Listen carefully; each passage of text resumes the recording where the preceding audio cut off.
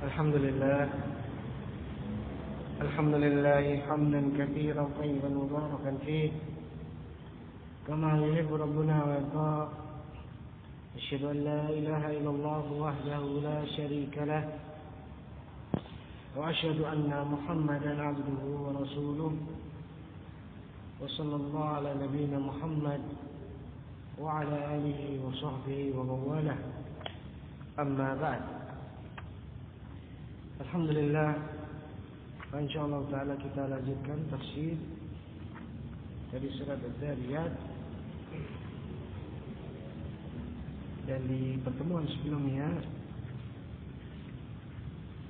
kita telah sampai pada ayat yang ke-40, yaitu terkait dengan tanda-tanda yang Allah Subhanahu wa taala hendak tunjukkan setelah Allah Subhanahu wa taala mengisahkan tentang Nabi Ibrahim, kemudian Nabi Lut, dan bagaimana dibinasakannya kaum Nabi Lut.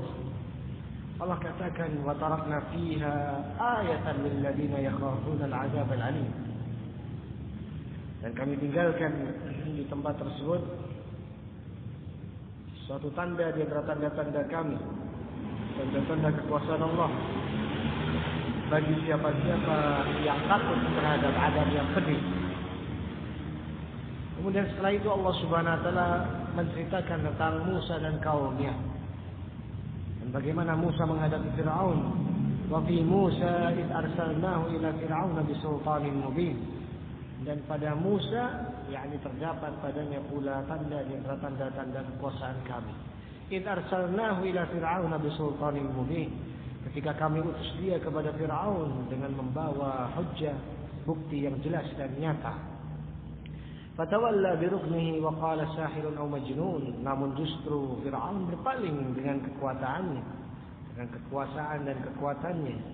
Kemudian dia justru mengatakan dia ini seorang penyihir atau seorang yang gila. yakni tuduhan pada Musa alaihissalam. Kemudian Allah Subhanahu wa taala siksa dia, Allah binasakan Firaun dan para pengikutnya di Laut Merah. Fa'akhadnahu wa junudahu fanabadnahum fil yammi wa huwa mulim. Maka kami pun ambil dia dan bala tentaranya, kemudian kami campakkan, kami tenggelamkan mereka semua ke dalam laut dalam keadaan dia tercela. Mulim yakni annahu fa'ilun ma yulamu bihi. Dia mengerjakan sesuatu yang membuat dia dicela karenanya. Ini dimaksud mulim. Oleh karena itu kata Syekh Utsaimin taala, wa huwa mulim ay Fir'aun fa'ilun ma yulamu alaihi. Fir'aun dia mengerjakan apa yang dicela, menjadikan dia dicela karenanya. Wala syakka anna raddahu lirrisalati al-ilahiyyah waddi'ahu annahu rabb. Dan tidak diragukan bagaimana sikap dia menolak, bahkan memusuhi risalah dari ilahiyah, ini kerasulan Musa dari Allah Subhanahu wa taala. Dan bagaimana justru dia mengaku sebagai Rabb yang tertinggi. Bahkan dia mengatakan ma'alimtu lakum min ilahin ghairi. Aku tidak mengetahui ada ilah sesembahan lain bagi kalian selain daripadaku. Wa ma asbah dzalik minal kalimat. Dan yang semisalnya dari ucapan-ucapan Firaun semacam ini, la syakka annaha kalimat yulamu 'alaiha. Tidak diragukan bahwasanya kalimat-kalimat tersebut merupakan kalimat-kalimat yang membuat seseorang dicela karenanya. Li'annahu qad tabayyana lahul haqq. Karena telah jelas nampak al-haq baginya. Telah didakwahkan oleh Rasul di antara Rasul Allah terbaik, Musa alaihissalam, ya Rasul terbaik setelah Nabi Muhammad sallallahu alaihi wasallam dan Nabi Ibrahim alaihissalam. Dan Musa adalah afdalur rusul min Bani Israel. Adapun dari kalangan Bani Israel, maka Musa lah Nabi dan Rasul yang terbaik dan terutama. Adapun dari seluruh para Nabi dan Rasul, baik dari Bani Israel maupun selainnya, maka yang pertama Nabi Muhammad, kemudian Nabi Ibrahim, kemudian Musa, dan yang keempat khilaf di antara ulama Islam, apakah Isa dulu ataukah Nuh. alaihissalam terlebih dahulu. Dan mereka lah 5 rasul ulul azmi. Maka Musa ya, ketika ditentang oleh Fir'aun, dan Fir'aun pun menjulukinya sahirun atau majnun, ya, dia ini penyihir atau orang yang gila, maka justru ucapan-ucapan Fir'aun yang semacam ini menjadikan dia tercela. Wal jaza' min jinsil amal, dan balasan Allah berikan sesuai dengan amal seseorang. Rasulullah SAW. Maka Musa, tatkala dia ingin ketinggian dirinya, ketika dia ingin menyombongkan diri di muka bumi, ketika dia ingin memperbudak manusia seluruhnya di bawahnya, maka hasilnya sebaliknya. Dia Allah tenggelamkan ke dasar laut merah. Allah tenggelamkan dia, Allah benamkan dia, Allah hinakan dia. Ya. Dan ini kebalikan daripada apa yang Rasulullah SAW sebutkan. Ma tawadha'a ahadun lillah illa rafa'ahu Allah. Tidaklah ada seorang yang merendahkan diri karena Allah, kecuali pasti Allah akan mengangkatnya. Adapun Fir'aun, dia meninggikan diri, menyombongkan diri. Maka kalaupun sebagian orang tunduk kepadanya itu sementara, namun akibatnya dia akan terhina. Dan adapun tawadhu lillah, ini merupakan sifat yang bersifat muttaqin dan hamba-hamba Allah Subhanahu wa taala, dan Allah telah janjikan wal aqibatu lil muttaqin, dan kesudahan yang baik akan didapatkan untuk orang-orang yang bertakwa. Meskipun mungkin di awal kali pertama, ya, para rasul dan para pengikutnya, ya, dihinakan, ditentang, dimusuhi, namun pada akhirnya baik di masa akhir hidupnya, di masa hidupnya atau sepeninggalnya, maka terangkat namanya, didoakan dan dipuji. Dan itu semua mudah bagi Allah Subhanahu wa taala. Tapi setelah menyebutkan kisah tragis dari kaum Sadum, kaumnya Nabi Lut alaihissalam yang ingkar terhadap Allah, yaitu mengingkari Rasul utusan Allah, dan begitu pula melakukan dosa di antara dosa besar yang akbah minaz zina, lebih buruk daripada zina, yaitu homoseksual, maka Allah binasakan. Dan Allah jadikan adanya tanda-tanda kekuasaan Allah padanya. Begitu pula di sini. Kemudian Allah sebutkan pada Musa terdapat tanda di antara tanda kekuasaan Allah. Kapan? Ketika kami utus dia kepada Fir'aun, hingga bagaimana Allah tenggelamkan Fir'aun dan bala tentaranya. Dan ini telah kita sebutkan di pertemuan yang lalu, sampai bahkan ditakrir, diteruskan, disetujui, dibenarkan oleh Nabi kita Muhammad SAW di awal-awal Islam, ketika Yahudi melakukan puasa Asyura karena bersyukur kepada Allah Subhanahu wa taala. Ketika ditanya, apa ini hari yang kalian berpuasa padanya, mereka menjawab, hadza yaumun azim, ini adalah hari yang besar. Najjallahu fihi Musa wa qaumah, Allah selamatkan di hari tersebut Musa dan kaumnya, dan Allah binasakan wa ahlaka fihi Fir'aun wa malah, Allah tenggelamkan Fir'aun dan bala tentaranya. Maka sebelum kita baca ayat yang berikutnya pun kita ingatkan, ya, tinggal beberapa hari lagi Asyura. Dan begitu pula telah kita sebutkan bagaimana di awal-awal Islam Nabi sallallahu alaihi wasallam lebih banyak mencocoki ahlul kitab dibandingkan musyrikin. Namun setelah Islam menguat, kata Al-Hafidz Ibnu Hajar dalam Fathul Bari, Nabi menyelisih mereka semuanya. Sampai Nabi di tahun sebelum wafatnya beliau mengatakan, ketika disebutkan oleh para sahabat, ya Rasulullah, zaka yaumun tu'azzimuhul yahudu wan nasara. Tapi hari itu, hari Asyura, itu diagungkan oleh orang-orang Yahudi, ya, dan Nasara, karena mereka adalah umat dari Bani Israel. Musa atau Isa semua dari Bani Israel, keturunan Yakub bin Ishak bin Ibrahim. Baik. Dan Isa yang datang membawa Injil tidak datang untuk membuat syariat baru ataupun menggugurkan syariat Taurat, namun menggenapkan dan menyempurnakannya. Maka ketika disebutkan tentang kisah Asyura tersebut, dan Nabi SAW pun menyatakan, lain baqitu ila qabilin la asuman at-tasi. Kalau begitu ketika aku bertemu, kalau kita dapati tahun depan, kita akan puasa tanggal 9-nya. Karena itu para ulama menyebutkan ya, yang terbaik sekaligus jika ingin dapat 3 hari tiap bulan 9, 10, 11. Ketika yang urutan berikutnya adalah 9, 10. Urutan berikutnya 10, 11 dalam rangka menyelisih Yahudi. Dan yang terakhir adalah puasa tanggal 10-nya saja. Dan sebagian ulama memakruhkan ya, dan tidak menyukainya karena itu tepat persis bersesuaian dengan amalan Yahudi. Meskipun di awal-awal Islam Nabi SAW mengatakan ketika Yahudi berpuasa karena bersyukur kepada Allah atas kemenangan Musa dan Bani Israel, diselamatkan dari kejaran Fir'aun dan dimenangkan dari musuh-musuhnya, mereka pun puasa karenanya. Nabi mengatakan nahnu ahaqqu bi Musa minkum, kami lebih berhak mengikuti Musa daripada kalian ya.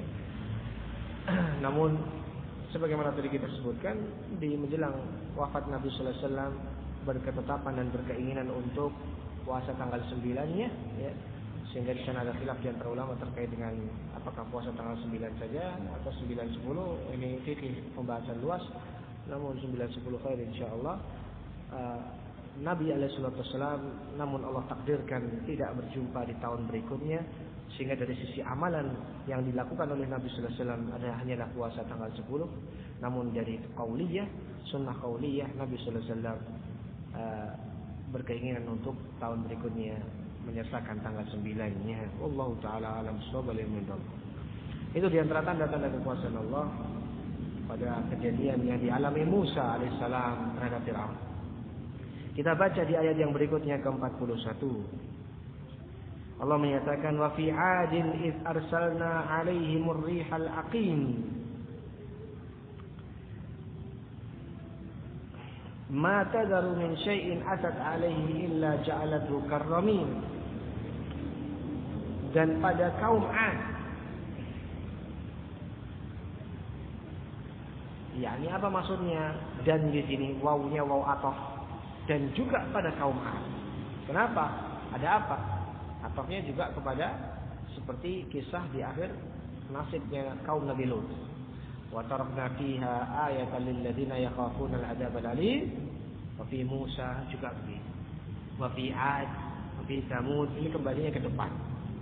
Artinya apa? Yang terdapat tanda-tanda kekuasaan Allah bukan hanya pada kisah yang menimpa kaumnya Nabi Lut alaihissalam, tapi juga ketika Allah menangkan Musa dan kaumnya dan Allah tenggelamkan Fir'aun. Dan di sini begitu pula juga pada kaum 'Ad ketika Allah binasakan. Terdapat padanya pelajaran, terdapat padanya tanda-tanda kekuasaan Allah, akan bertambah iman, akan bertambah kuat kaum mukminin dengan ayat-ayat tersebut. Dan kisah ini bukanlah kisah dongeng, cerita yang dibuat-buat. Sebagaimana pula kisah-kisah yang lain dalam Al-Quran tentang Yusuf dan makar-makar saudaranya. Maka haditsan yuftara, bukanlah itu berita yang dibuat-buat kata Allah, tapi itu sesuatu yang hak, yang benar. Maka di sini Allah katakan wa fi 'adin id arsalna 'alaihimur rihal aqim, dan pada kaum 'Ad tatkala ini terdapat tanda-tanda kekuasaan kami juga. Id arsalna 'alaihimur rihal aqim, tatkala kami kirim kepada mereka angin yang membinasakan. Kaum 'Ad adalah sebuah kaum yang berada tempat mereka di Janub Al-Jaziratil Arabiyah, di selatan Jazirah Arab. Dan mereka ini kaum ataupun bangsa yang amat sangat kuat, sampai-sampai begitu kuatnya fisik dan peradaban mereka, canggih, maju dan kuat. Mereka membanggakan atas apa yang mereka bahas, apa yang mereka buat, apa yang dihasilkan dari peradaban mereka.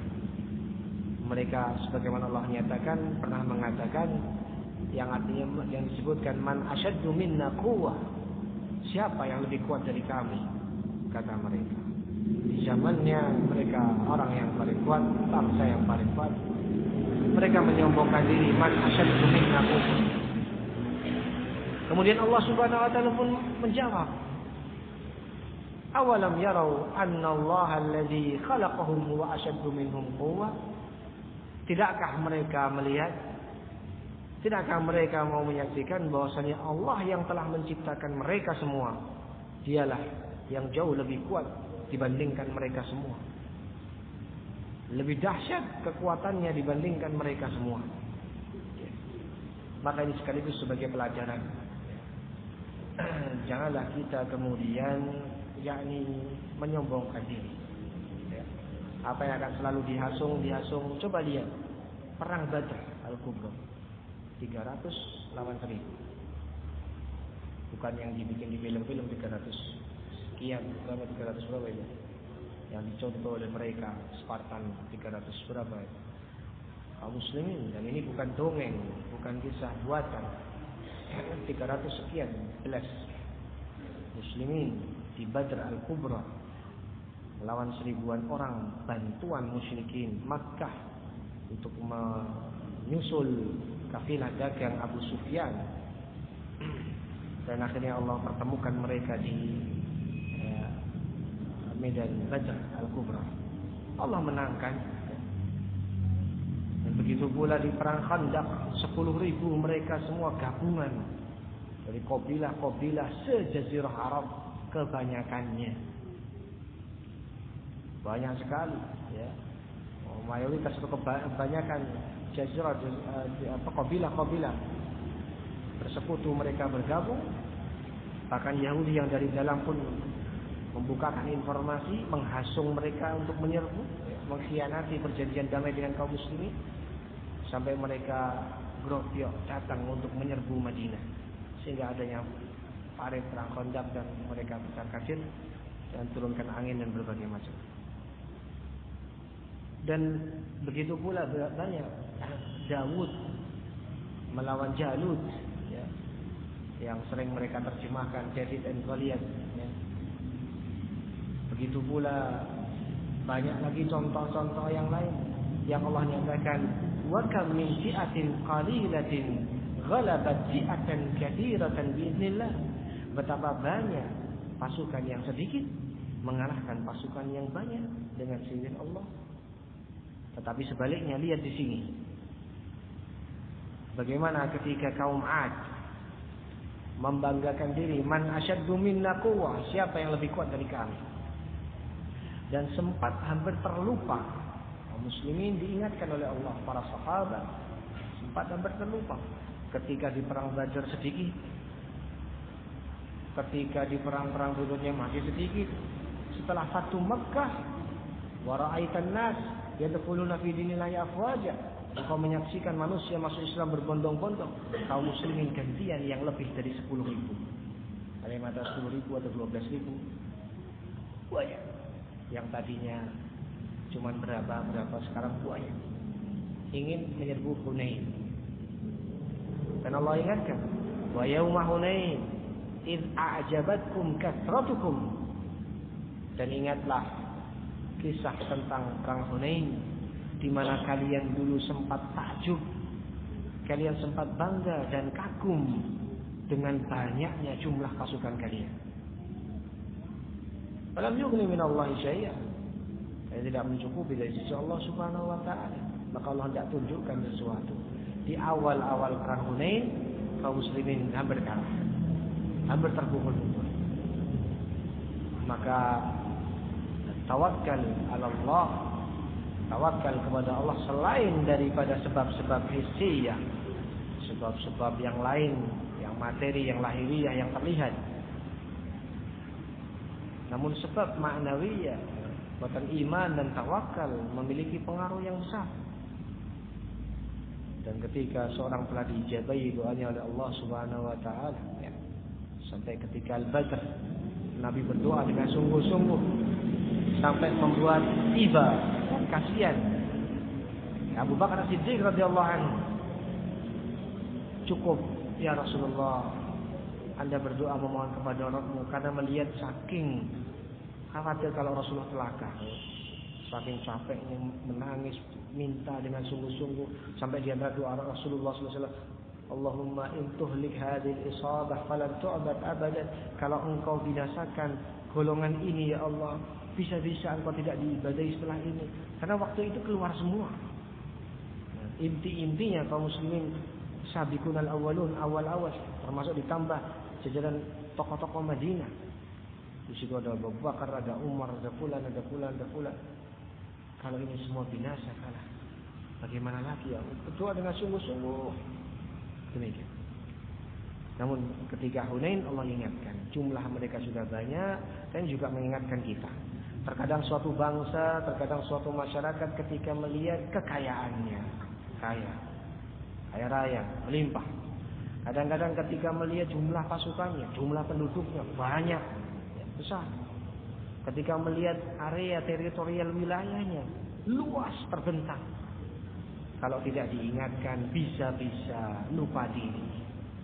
Bukan berarti kita kemudian tidak mensyukuri nikmat Allah. Iya, harus kita akui, alhamdulillah, kita luas, diberikan oleh Allah sumber daya demikian. Kita akui, kita tidak ingkar nikmat, kita akui dan kita syukuri. Namun bukan bermakna itu untuk kita banggakan. Ini kami yang paling. Dan ini justru bisa menjadi sebab dihinakannya atau ditimpakannya keterpurukan. Ini perlu kita ingat perkara yang seperti ini. Meskipun kita berusaha, tapi hati-hati dari sifat al-ujub. Ini perkara yang amat sangat membahayakan. Kembali ke kaum 'Ad. Bagaimana disebutkan wa fi 'adin id arsalna 'alaihimur rihal aqim. Dan pada kaum 'Ad ketika kami utus kepada mereka ar-rihal aqim, angin al-aqim. Al-aqim disebutkan para ulama, apakah Syuutsaimin, kemudian juga para ulama yang lain seperti Syekh Al-Baghawi dan selainnya, adalah rih azimah, angin badai yang sangat besar, la tahmil sahaban wala mataran, tidak membawa hujan, disebutkan pula tidak membawa manfaat. Bukan angin yang membawa manfaat. Dan kita tahu angin adalah salah satu tanda di antara tanda-tanda kekuasaan Allah Subhanahu wa taala. Dengan angin, kipas angin muter atau layar, kapal yang menggunakan layar, demikian bisa terkembang layarnya, bisa berlayar. Bahkan tanpa angin lautan tidak akan berombak. Kenapa ada ombak? Karena ada tiupan angin. Semua air akan diam, tidak akan ada gelombangnya, tidak akan ada ombaknya ketika tidak ada angin. Begitu pula mungkin pakaian kita akan lama kering. Begitu pula baling-baling yang tidak akan berputar, atau banyak hal lagi. Atas sebab adanya angin. Dan mungkin di cuaca panas dan kita sangat butuh angin segar masuk lewat ventilasi, lewat jendela, sebagai sirkulasi udara yang masuk dan keluar, kita bernafas. Belum lagi juga akan sulitnya api menyala tanpa angin ataupun oksigen. Coba lihat suatu tempat yang ditutup rapat, apinya nyala di awalnya, setelah itu tapi semakin ditiup dari samping, maka semakin menyala, berkubar-kubar, bahkan bisa menjalar kemana-mana, awet.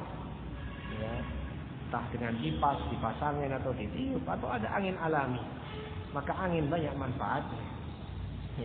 Namun rih yang dikirim oleh Allah Subhanahu wa taala kepada kaum 'Ad ini adalah angin yang memadaratkan, angin yang tidak membawa manfaat sama sekali, kecuali bala, musibah, bencana dan azab bagi kaum tersebut. Dan ayat ini juga menunjukkan bahwasanya Allah Subhanahu wa taala lah sang penguasa dan pengutus angin. Allah Subhanahu wa taala yang menguasai angin, yang Allah Subhanahu wa taala akan kirimkan kemana Allah kehendaki, dan seberapa besar angin terlampau besar bisa membinasakan, dan tanpa angin pun juga akan mudarat. Kita butuh angin, namun Demikian Allah Subhanahu wa taala jadikan angin di antara tanda-tanda kekuasaannya. Di satu waktu sebagaimana Allah timpakan kepada kaum Ad, Allah gunakan angin tersebut untuk memporak-porandakan mereka. Bukan angin yang memberi manfaat, yang tetap menjaga api untuk memasak atau membakar sampah. Bukan angin untuk mengeringkan pakaian dan melayarkan kapal-kapal mereka. Bukan angin untuk menggulung ombak-ombak lautan atau yang selainnya. Namun angin yang tak bermanfaat, angin yang justru memadaratkan dan memporak-porandakan. Ini disebut rih al-aqim, rihun azimah, angin yang besar, badai, namun tidak membawa manfaat, tidak hujan, tidak pula yang lain. Hadir rih al-aqim, dia ada disebutkan angin yang tidak bermanfaat ini. Oleh karena disebut terkadang seorang wanita atau dalam bahasa Arab yang mandul, itu disebut al-aqim, al-mar'ah al-aqim atau al-aqimah, seorang wanita yang aqim, yakni yang mandul, allati la talid. Adapun di sini yang dimaksud rih al-aqim, satu angin yang tidak menghasilkan tumbuh-tumbuhan, bukan angin yang menerbangkan serbuk-serbuk putih, serbuk sari, yang lainnya tanaman. Bukan angin yang sepoi-sepoi yang menyegarkan, bukan angin yang menggulung ombak-ombak lautan, bukan angin yang meniup api dan seterusnya, namun angin yang membinasakan, yang terlalu besar kadarnya. Ini rihal aqim. Dan Syekh Utsaimin mengatakan hiya rihal gharbiyah. Angin yang Allah kirim kepada kaum Ad adalah angin barat. Kemudian beliau berdalil kama ja'a Nabi sallallahu alaihi wasallam, sebagaimana pernah datang dari Nabi sallallahu alaihi wasallam, hadis muttafaqun alaih. Nabi sallallahu alaihi wasallam pernah menyatakan nusirtu bis-siba wa uhlikat 'ad bid-dabur. Binasakan kaum Ad itu dengan dabur, yakni dengan angin barat. Kata Syekh Utsaimin rahimahullah, arsalallahu alaihim hadhihi rih al-aqim, Allah utus kepada mereka, yakni angin tersebut kepada mereka.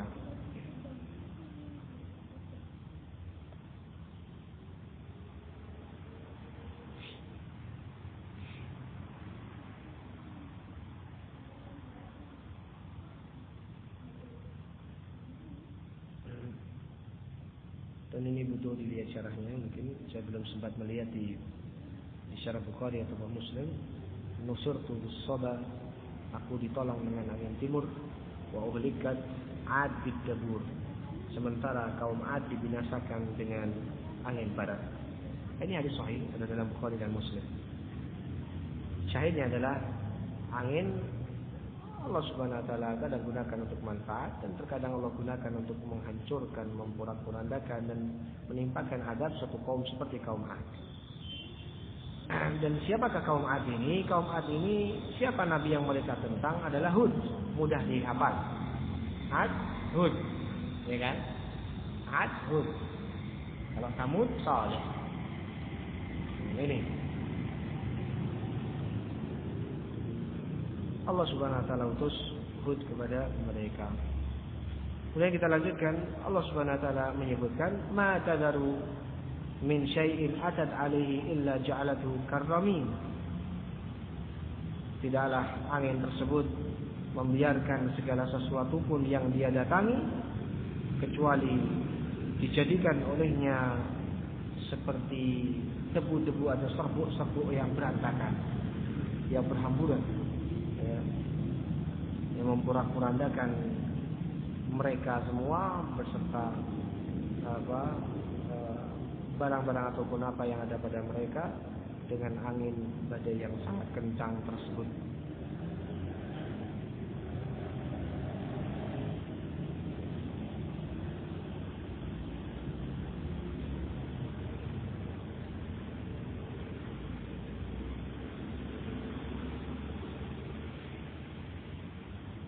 Di surat Al-Haqqah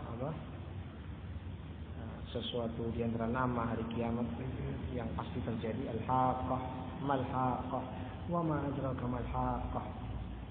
كذبت ثمود وعاد بالقارعة وأما الثمود فأهلكوا بالطاغية وأما عاد فأهلكوا بريح صرصر عاتية سخرها عليهم 7 ليال و8 أيام حسوما فترى القوم فيها صرعى كأنهم أعجاز نخل خاوية فهل ترى لهم من باقية. Tidak tersisa. Angin ribut Allah sebutkan, ya, rihin sarsarin atiyah sakharaha alaihim, yang Allah timpakan kepada mereka 7 layal, 7 malam berturut-turut, wa 8 ayyam, dan 8 hari terus-menerus selama 8 hari 7 malam menerpa mereka angin kencang kaum Ad. Dan Allah Subhanahu wa taala sebutkan, fahal tara lahum min baqiyah, apakah engkau masih melihat mereka ada yang tersisa? Semuanya tinggal mayat-mayat yang bergelimpangan. Ya, kalau mungkin dalam peperangan manusia, ya, sekian waktu jatuh korban hari demi hari. Ketika Allah menghendaki sekaligus dengan cepat sekian jumlah korban, mudah bagi Allah Subhanahu wa taala dengan apa saja bencana ataupun adab yang Allah kehendaki. Nasallallahu. Kemudian di ayat yang setelahnya Allah Subhanahu wa taala sebutkan, wa fi thamud id qila lahum tamatta'u hatta hin. Id qila lahum tamatta'u hatta hin fa'akhadhatuhum as-sa'iqatu wa hum yanzurun wa ma istata'u min qiyam wa ma kanu muntasirin. Dan pada kaum Thamud, dan ini kaumnya Nabi Saleh, ya, demikian pula terdapat tanda-tanda di antara tanda kekuasaan kami. Idz qila lahum tamatta'u hatta hin, ketika dikatakan kepada mereka, bersenang-senanglah kalian sampai batas waktu yang telah ditentukan. Dan ini setelah, ya, ini Allah hendak menimpakan hukuman kepada mereka, dan diberi batas waktu, beberapa waktu, ya, yaitu 3 hari. Kita baca keterangan Syekh Ibnu Taimiyah taala. Thamud humul ladzina arsala ilaihim nabiyyahu Shalihan alaihi wassalatu wassalam. Thamud adalah kaum yang diutus oleh Allah kepada mereka Nabi Saleh alaihi salam. Wa wa'adhahum wa dzakkarahum. Nabi Saleh mengingatkan mereka, ya, mewasiati mereka, menasihati mereka. Wa ja'ala lahum ayatan wa hiya an-naqah. Dan Allah berikan adanya suatu pertanda dari sisi Allah, yaitu unta. Allati syarafaha Allah bi idafatihi ila nafsil karimah, yang Allah nisbatkan unta tersebut kepada dirinya. Naqatullah. Seperti di ayat yang sering dibaca, wa syamsi wa duhaha wal qamari idza talaha wan nahari idza jallaha wal laili idza yaghshaha was samai wa ma banaha wal ardi wa ma tahaha ونفسه وما سواها فألهمها فجورها وتقواها قد أفلح من زكاها وقد خاب من دساها كذبت ثمود بطغواها إذ انبعث أشقاها فقال لهم رسول الله ناقة الله وسقياها فكذبوه فأقروها. Ya, itulah yang disebut naqatullah. Nabi mereka, Nabi Saleh telah mengingatkan, hati-hati, ini untanya Allah, jangan kalian ganggu. Jangan kalian rebut jatah minumnya. Ya, di sana ada sumur atau ada tempat air minum yang ditentukan dari sisi Allah Subhanahu wa taala. Ini jatah minum kalian hari ini. Ini jatahnya untanya hari ini. Jangan kalian rebut, jangan kalian ganggu, jangan kalian usik. Bukan hanya mereka mengganggu jatah minumnya unta ini, justru mereka sembelih unta tersebut untuk menantang datangkan azab Allah yang kau ancamkan kepada kami kalau engkau benar. Ya. Dan disebutkan yang demikian akan datang dalam 3 hari. Maka disebut naqatullah, disebut unta tersebut unta Allah, meskipun semua unta adalah untanya Allah. Tapi ada unta tertentu yang disebutkan itu dalam bab agar jangan diganggu. Ini dipesan betul ya Allah, jangan diganggu. Kau unta di zaman Nabi Saleh alaihissalam. Dan di sana ada disebut Baitullah, Masjidil Haram. Padahal semua masjid rumah Allah, tapi disebut Baitullah. Masjidil Haram punya keistimewaan. Kalimullah Musa. Padahal yang diajak bicara Allah bukan hanya Nabi Musa, Nabi Muhammad Isra Mi'raj juga diajak bicara Allah. Tapi ada kekhususan wa kallamallahu Musa taklima, disebut kalimullah. Ruhullah wa kalimatuhu Isa alaihissalam. Dan beberapa yang lain. Di sini juga unta Allah, padahal semua unta milik Allah. Tapi ada sesuatu yang hendak Allah ingatkan, hendak Allah alihkan perhatian tentangnya. Maka disebut naqatullah. Ai ihdaru naqatullah an ta'batu fiha wa an tanakkaruha. Kan supaya tidak diganggu, tidak diusir, diganggu, apalagi sampai mereka sembelih, ya. Inilah tanda laha syurb, dia punya tempat minum. Tashrabu min bir allati tusamma bir naqah, yang disebut tempat minumnya ini unta. Air minum atau tempat keluarnya air. Lahum syurb yaumun ma'lum yashrabunahu, sementara kaumnya Nabi Saleh diberikan jatah waktu minum hari tertentu. Fannaqa tashrabu yauman, dan unta ini diberikan jatah waktu minum di hari tertentu. Wa hum yashrabuna yauman, bergantian, ini hari yang lain. Hadin naqa ذكروا أنه ما جاء أحد يستقي من هذه البئر بيومها الذي تشرب منه إلا أخذ بدل شربها شيئا من لبنها بقدر ما شربت. Ada beberapa detail cerita yang di sana ada khilaf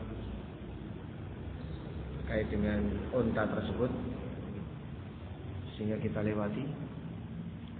Syahidnya adalah kaum Nabi Saleh alaihissalam, mereka mendustakan pesan Nabi Saleh tersebut.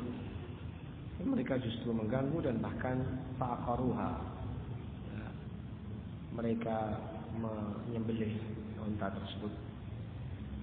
Sehingga seperti yang Allah sebutkan di surat lain, fadamdama alaihim rabbuhum bidzambihim fasawwaha, maka Allah pun hancurkan mereka, ya, karena sebab dosa mereka, dan Allah ratakan mereka. Di sini setelah adanya kejadian penyembelihan unta tersebut, kurang lebih 3 hari mereka masih hidup, tidak serta-merta, ya. Maka disebutkan di ayat ini, qila lahum tamatta'u hatta hin. Wa fi Thamud, dan pada kaum Thamud terdapat tanda-tanda kekuasaan Allah. Ketika dikatakan kepada mereka, ya ini oleh nabi mereka Saleh, tamatta'u hatta hin, bersenang-senanglah kalian sekarang sampai waktu yang ditentukan. Dalam 3 hari akan datang azab. Dan sebagaimana Allah Subhanahu wa taala sebutkan, yakni Allah selamatkan nabi dan kaumnya, namun Allah binasakan kaumnya yang menentang. Adapun di sini terkait dengan kaum-kaum yang telah dibinasakan dan tempat-tempatnya, ada faedah di sini yang mungkin banyak yang sudah tahu, namun sebagian belum tahu, maka kita baca. Apakah itu terkait dengan tempat dibinasakannya kaum Tsamud, ataukah kisah-kisah kaumnya nabi-nabi yang sebelumnya? Adapun di kaum Tsamud, tempatnya disamma al-Hijr, disebut tempatnya al-Hijr. Disamma al-an diyar Tsamud, disebut negerinya kaum Tsamud. Sebagian kalau tidak salah menyebutnya Madainus Salih. Dan itu ada di salah satu bagian dari Jazirah Arab di Saudi Arabia, sekarang ada. Waqad marra biha Nabi sallallahu alaihi wasallam fi dhahabihi ila Tabuk. Nabi sallallahu alaihi wasallam pernah melewati tempat tersebut ketika hendak menuju Tabuk. Lewat bersama para sahabatnya. Lakinna alaihi salatu wasallam asra'a hina marra bi hadhihi diyar wa qanna ra'sah. Namun Nabi sallallahu alaihi wasallam ketika melewati tempat tersebut, Nabi mempercepat perjalanannya dan Nabi menundukkan kepalanya, takut kepada Allah. Wa naha ummatahu an yadkhulu ila hadhil amakin, dan Nabi melarang untuk umatnya, para sahabat beliau, masuk ke tempat-tempat ini. Jangan singgah ke tempat ini, tempat di situ. Amakin mu'adzabin, tempat orang-orang yang pernah diazab. Illa an yakunu bakin, kecuali mereka menangis, betul-betul takut, mengambil ibrah, mengambil pelajaran atas kaum yang pernah ditimpakan adab di tempat tersebut. Maka Nabi sallallahu alaihi wasallam mengatakan dalam hadis Bukhari Muslim, fa in lam takunu bakin fala tadkhuluha an yusibakum ma asabahum. Kalau kalian tidak melewati tempat-tempat ini atau tidak singgah di tempat-tempat ini dalam keadaan menangis, maka jangan sekali-kali kalian masuk ke tempat-tempat ini. tempat-tempat yang pernah disiksa, pernah diazab. An yusibakum ma asabahum, khawatir kalau menimpa kalian sebagaimana yang dulu menimpa mereka. Ada yang menyebutkan di antara para ulama, ya, azab sebagaimana yang menimpa mereka. Ada yang menyatakan yaitu sifat dari sifat ma'nawiyah seperti istikbar, menyombongkan diri, angkuh, i'rad, berpaling, menolak, menentang al-haq ketika datang raddul haq, atau bahkan kekufuran waliyadzubillah. Ya. Sebagaimana mereka tertimpa kekufuran dan penentangan terhadap Rasulullah sallallahu alaihi wasallam. Maka ini juga pelajaran penting. Jika kita tahu suatu tempat tertimpa azab, hendaknya kita mengambil ibrah dan pelajaran. Karena fenomena di zaman sekarang, apalagi di dengan HP ini, orang-orang istilahkan selfie ini luar biasa, ya. Dan ini terkadang membahayakan akidah. Sampai seseorang dalam ibadah pun memperlihatkannya, sedang doa diperlihatkan, ya, seperti itu. Ya, sedang tawaf, ya, foto di sampingnya. Padahal dulu salafun saleh pendahulu kita itu menyembunyikan ibadah, ya, sebisa mungkin, terutama yang bukan syiar, terutama yang bukan wajib. Maka mereka tidak sebut-sebut, mereka tidak tunjukkan ke orang. Ya, kemudian statusnya ini saya sedang di samping Ka'bah, ini saya sedang ibadah, dilihat, tampilkan foto di perkara yang baik. Lebih-lebih demikian pula juga ketika sebagian menjadikan tempat azab tersebut yang pernah dibinasakan sebagai tempat-tempat wisata. Sebagainya bersenang-senang, bergembira di tempat tersebut. Dalam keadaan Nabi sallallahu alaihi wasallam mengatakan, "Fa in lam takunu bakin fala tadkhuluha." Kalau kalian tidak masuk ke tempat-tempat tersebut dalam keadaan menangis, maka jangan kalian memasukinya. Dulu suatu kaum banyak korban, meninggal dunia, terkena bencana, terkena azab di sini. Hendaklah kalian ingat Allah, ya, kembali kepada Allah, bukannya justru mengingat hal-hal yang lain, ya. Dan itu perkara yang penting, ya. Dan banyak kisah sebagaimana juga pernah melewati kaumnya atau kota Sodom, kaumnya Nabi Lut alaihissalam, ya, yang disebutkan wa innakum latamurruna alaihi musbihin bil lail afala ta'qilu. Kalian pernah melewatinya di waktu pagi, begitu pula di waktu malam, ya, begitu pula di tempat ini. Dan lihat bagaimana bimbingan Nabi sallallahu alaihi wasallam. Nabi yang paling khusyuk, yang paling takut kepada Allah, cepat-cepat lewat situ, tidak mau lama-lama, ya. Maka terlepas dari itu, kita pun khawatir. Meskipun ini terkait dengan kaum yang diazab, kaum Samud, kaum Ad, ya, dan yang lain, tapi tempat yang pernah diazab. Maka hendaknya ketika ada suatu tempat yang terkena bencana, hendaknya kita mengambil ibrah, takut kepada Allah Subhanahu Wa Taala, bukan justru malah menjadikannya sebagai tempat wisata dan bersenang-senang di situ. Kita harusnya prihatin, ya, ingat kepada Allah.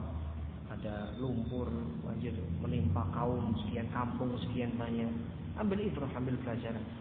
Kalau mau bantu, kalau mau ambil pelajaran, namun bukan dengan datang ke situ cuma untuk foto-foto. Ini perkara yang tidak semestinya. Dan terlepas dari hal itu, Allah alam, ada yang menyebutkan itu dulu pabrik khamr terbesar, ya, di situ, ya, tempat lumpur. Ila akhirnya, namun tempat-tempat bencana semestinya kita tidak menyepelekannya sehingga melupakan peringatan dari Allah Subhanahu Wa Taala. Kalau Allah kehendaki, lumpur itu bisa sejawa, lumpur itu bisa lebih, gunung meletus, banjir, tsunami, dan beberapa yang lain mudah bagi Allah Subhanahu Wa Taala. Maka kita minta keselamatan kepada Allah Subhanahu Wa Taala. Dan Nabi berpesan tadi, fa illam takunu bakin fala tadkhuluha, ketika melewati kaum tempat tinggal kaum Samud yang disebut Diyar Samud atau Al-Hijr, sebagian kalau tidak salah menyebut Madain Salih, Nabi segera melewatinya dengan cepat dan melarang para sahabat untuk singgah di situ. Lalu bagaimana dengan sekarang yang foto-foto bersenang-senang? Maka kita ingatkan, ayo jalan terus. Jangan kalian memasukinya sehingga kecuali kalian menangis. Ambil ibrah, khusyuk. Adapun sebagian kemudian berenang, bersenang-senang di laut mati, laut tempat adabnya kaum Syadum, laut mati tempat terbenamnya dibinasakannya kaum Nabi Lut alaihissalam. Maka ini menjadi bimbingan Nabi alaihissalam. Kita tutup.